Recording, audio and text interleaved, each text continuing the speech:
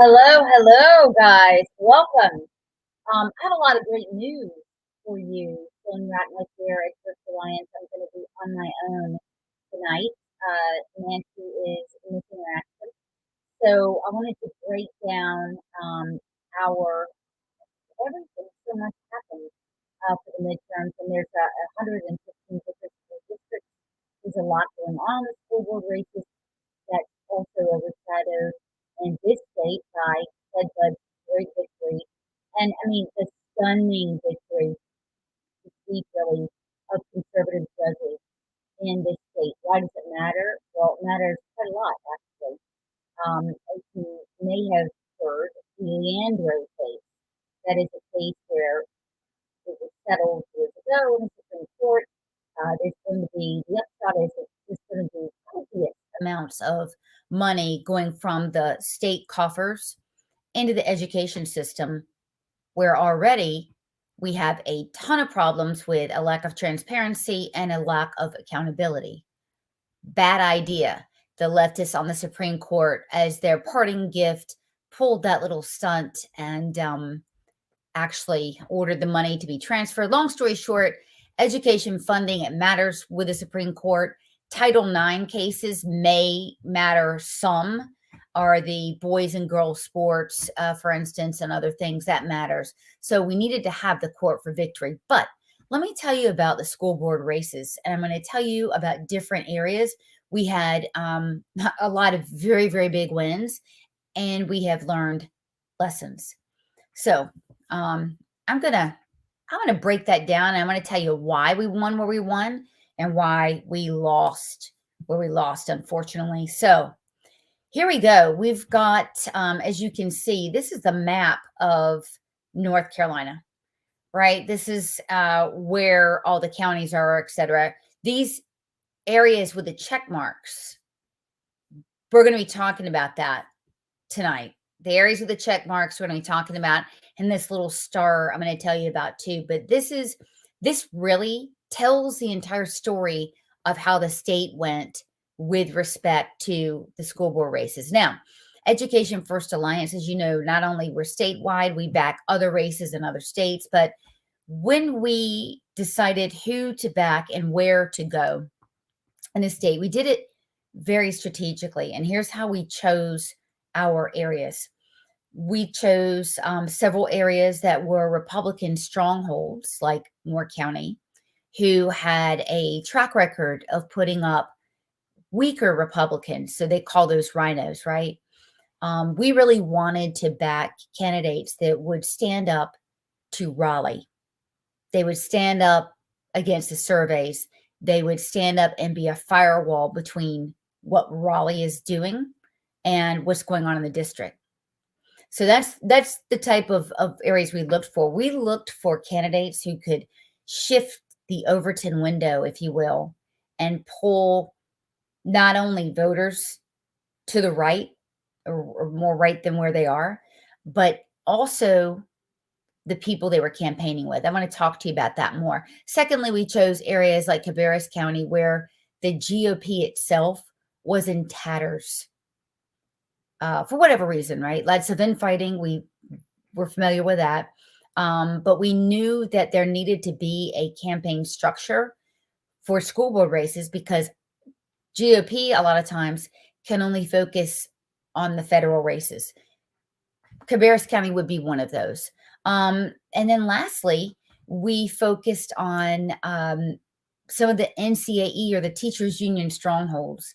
Those are areas where you've got far leftists, and those far leftists are really, taking out or trying to take out a lot of our candidates. We're not going to put up with it. So we would also give some behind the support help with that. So let's move on and let's go to where we were and what happened with the breakdown.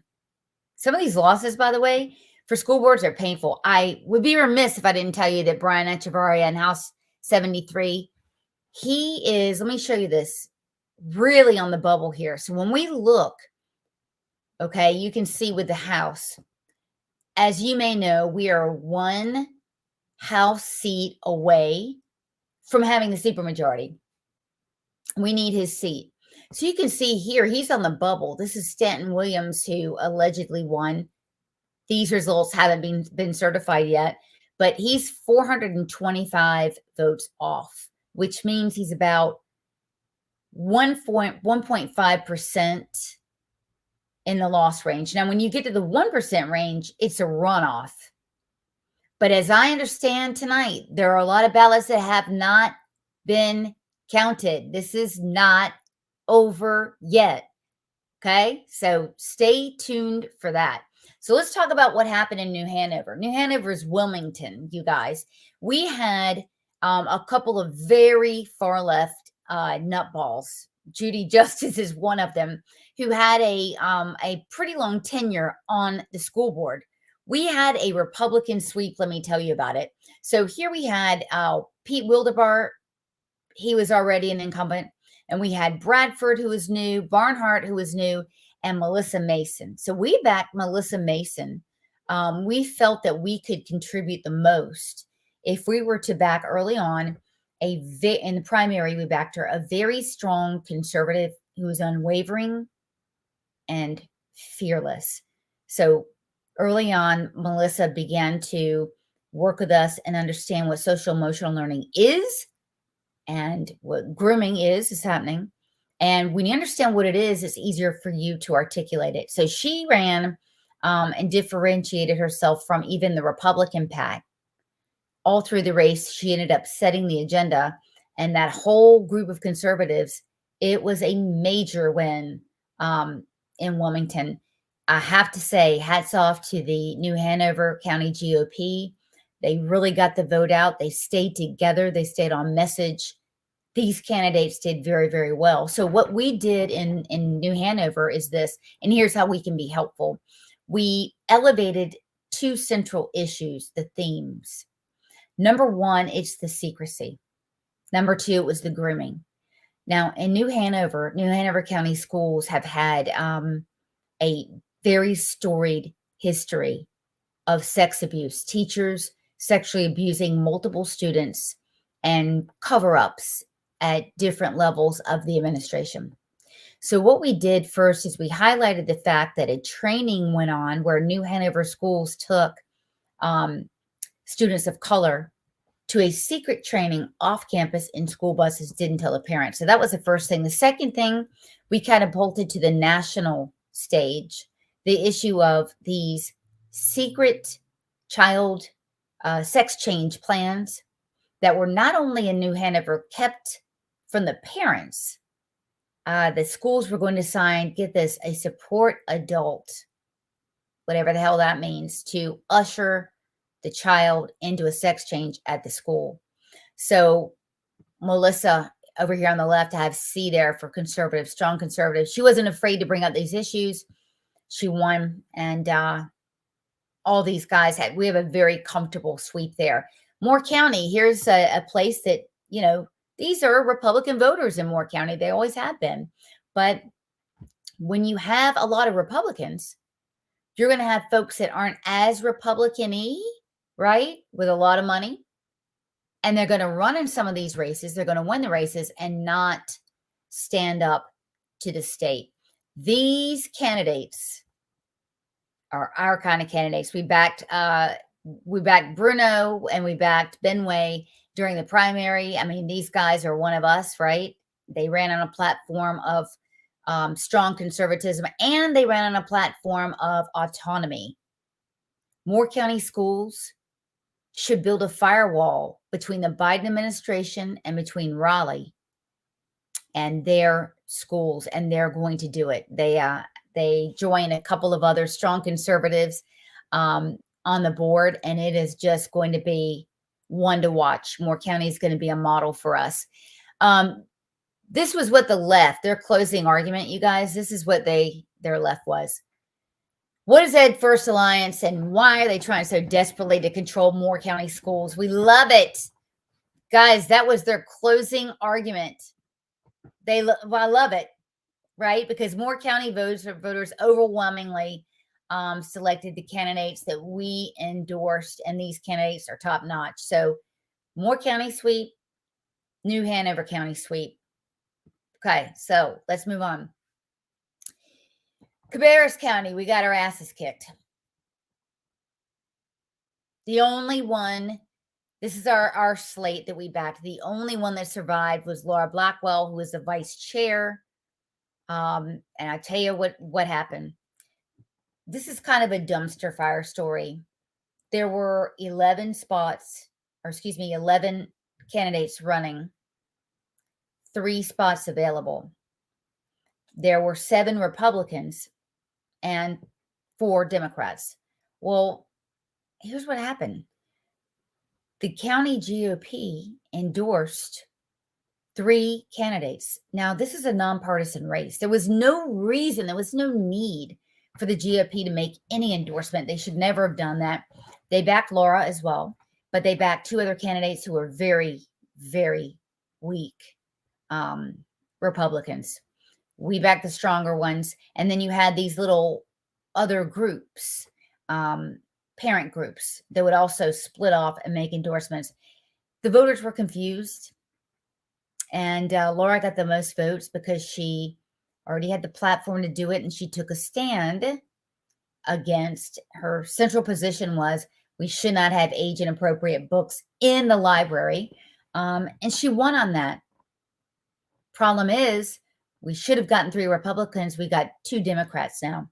So we're taking the board from majority Republican to having Democrats on the board. That was a very sad win. The lesson there is GOPs, they can help us or hurt us. If the GOP is already in tatters and fragmented like Cabarrus, they should leave the school board endorsements up to groups like ours or others who can provide that sort of, for us, infrastructure and run an outside campaign.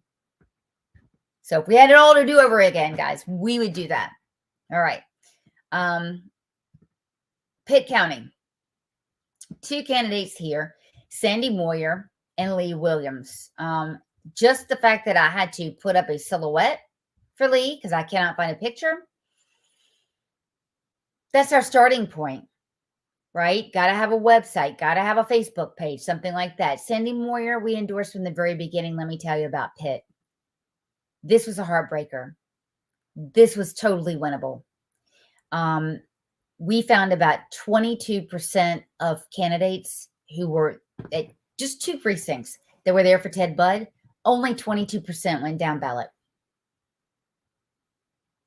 So there was not a reason given. There was not a case made to the voter to go down ballot and vote for our candidates. Now, we've got not 1, but 2 candidates who are directly involved with the sexual trainings in the school. Kelly Weaver, who is the opponent of Sandy, she actually facilitates those trainings. And the other candidate, Jennifer Hodgson, is she runs the psychiatric clinic that deals with gender changes. So we've got big problems. The lesson there, we have got to give voters a reason to go down ballot. Sandy is so nice. She never laid a glove on her radical opponent. That is a mistake. That is her reason to go down ballot. And if she had it all to do over again, I've already talked to her, that's what she'd change. Wake County is kind of a bright spot. 2 candidates won in this field. Guys, this is a very big deal because we really had none. And, Wing here on the left, he ran as a conservative. Caulfield, they won as the choice.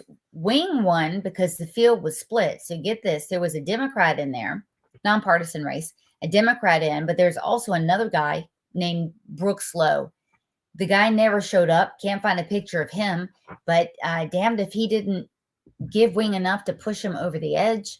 It was a great win. So now we have a school board where 2 conservatives won. And I'm going to tell Republicans, This is a NCAE stronghold, you guys. You have no idea the amount of money that was dumped in this county. We had at least $1.5 million spent alone on the ballot initiative. Well, one of the ballot initiatives that gave money to the schools. So that was a driving force. That was the reason for people to be there. And hell, if they're voting for the bond, and there's a big campaign around that, they're definitely going to vote for the school board candidate. This is a win, you guys, for the Republican Party. Hats off to Wake County GOP. They were hitting on all cylinders. Their turnout numbers were, let's see, they were higher. So they increased the turnout numbers from 2018, 10%. Well done. Very, very well done. Some candidates did not do well. There was a Moms for Liberty group here in Wake County that actually spent all of their time, attention, and resources attacking every single Republican school board candidate. Every single one of them. They were attacking them online. They were going to the polls. They were actually haranguing. I've not experienced this around the country with this group, but they were actually haranguing the candidates. And that was a factor in the race. And it was not good. So the GOP prevailed. These candidates ran very professional, very strong campaigns, but they were going against all odds. So we know what to do. Mecklenburg, this did not go so well.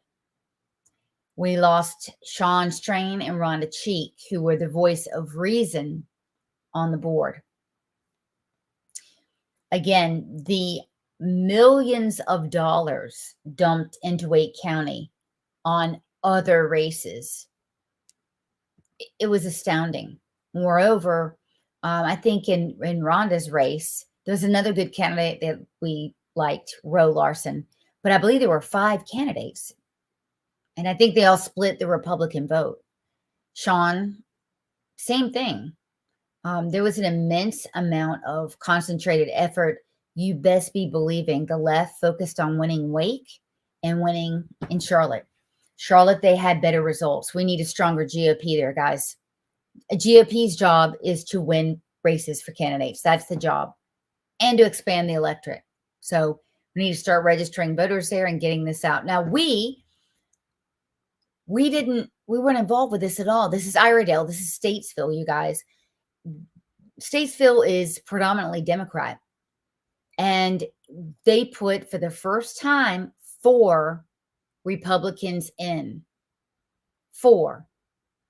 So they had a group of 7 or 8 people who kind of masterminded a takeover during the primaries of weaker Republican candidates, got these guys in, ran them to the finish, and trounced the Democrats. So that's a major, major takeover. Well done.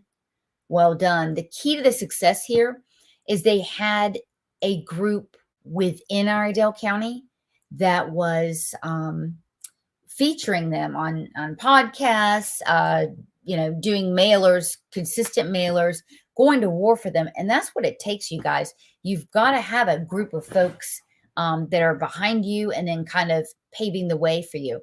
I'm very proud of this trouncing. We went after a candidate, a crazy loon in Martin County, an ECU professor, and one that had tweeted repeatedly, "I hate America, white supremacy, etc. And please vote for me." So we got her out, but as you can see, she's quite traumatized by the whole situation here. And so these are our House. By the way, we unseated a lot of folks in the House. We had a very, very good showing here. These are the takeovers. These are just some. And I want to point this out too. We're running against something in this state that if we do not fix it ASA yesterday, we are not going to do well. So the Democrats not only have the institutions, that would mean schools. Schools are the bulwark for the Democrat Party. That would mean hospitals. They're all organized on the inside, so they can be campaigning from the inside of these institutions. You'll never hear of it, but they do a damn good job. The media, we're running against a media that takes the left's viewpoint and hammers it and tries to paint us as loons, and we're being censored. So everywhere we're sharing articles and sharing information, I know you guys out there have been sharing our articles and our videos, they're getting censored. But we still won, right? Because we've got a way for now of communicating the cultural issues. The cultural issues are smacking them in the face, right? It's this, transgender grooming. It's this crazy gender ideology. It's the divisive racism that they're seeing. It's this equity that weighs in our favor. And then the reality of paying $3.50 for gas and $5 for a gallon of milk. These are the realities. So this is working for us now. But we had better get balanced. And in the GOP and Republican and conservative donors, you need to start investing in media like ours. I mean, we're able to do investigative journalist pieces, feature, interviews, etc. We're able to at least have something that could be a counter narrative. In many races, in at least 10, that made the difference. It was very helpful. Why? It educates the voters, it educates the candidates, and it moves the Overton window of the Republicans who are already serving. Republicans here in North Carolina do not like to, by and large, handle cultural issues. I'm not talking about Mark Robinson. No one's better than him. He's great. If we had another dozen like him, we'd be in better shape. But a lot of our legislators, they're talking about tax policies. They're talking about bringing jobs here. They don't understand that bringing jobs here for Apple, for Amazon, that presents a whole host of problems for us that are wanting this radicalism out of our schools. So we noticed that the folks that actually won were consistently pushing the Overton window and making Republicans and all voters see these cultural issues are everything. We don't win these issues, we won't win anything. So I want to tell you also about a candidate that we love, Ruben Castellano. He's in Hope County. He's Hispanic, and that matters, right? Because he's not like a good old boy of North Carolina, right?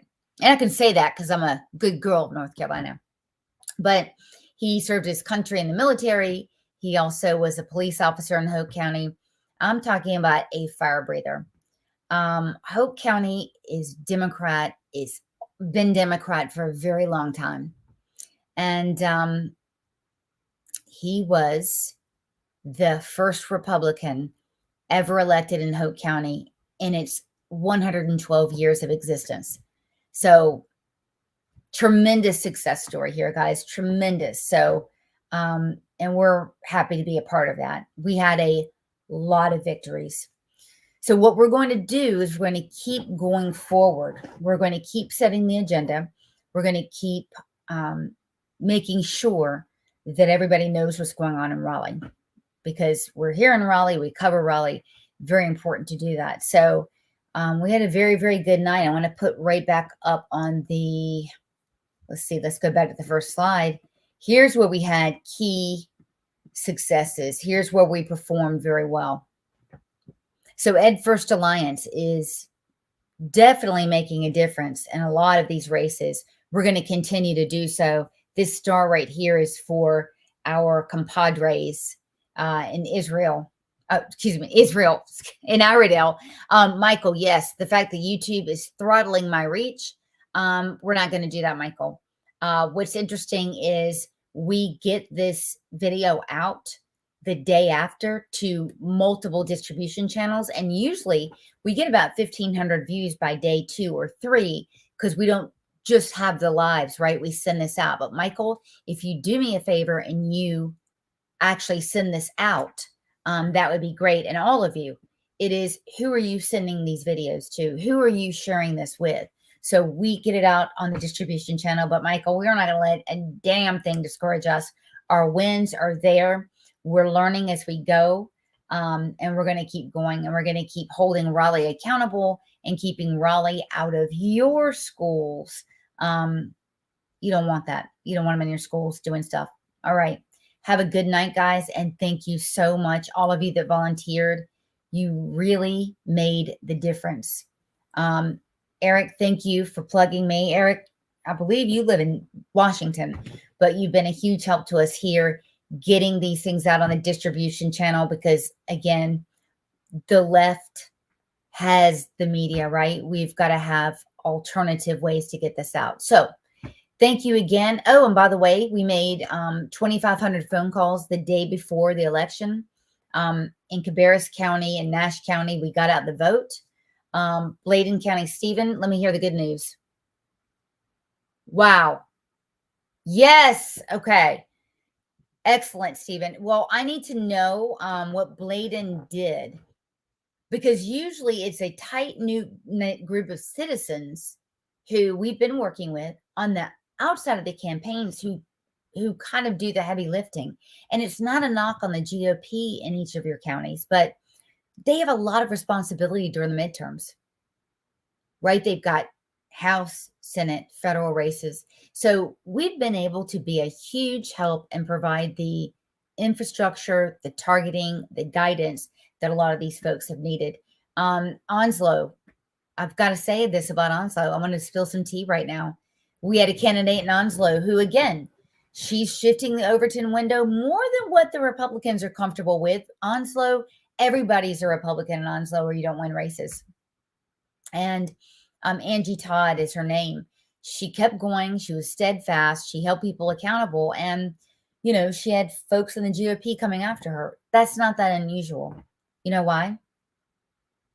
Wait for it. We're human. The GOPs are led by human beings. Not only is it human, it's politics, right? Politics has a lot of egos, a lot of clashing. So she had a really hard time with her race, and that's where it's a benefit to be working with some outside groups. All right, working together with outside groups is key.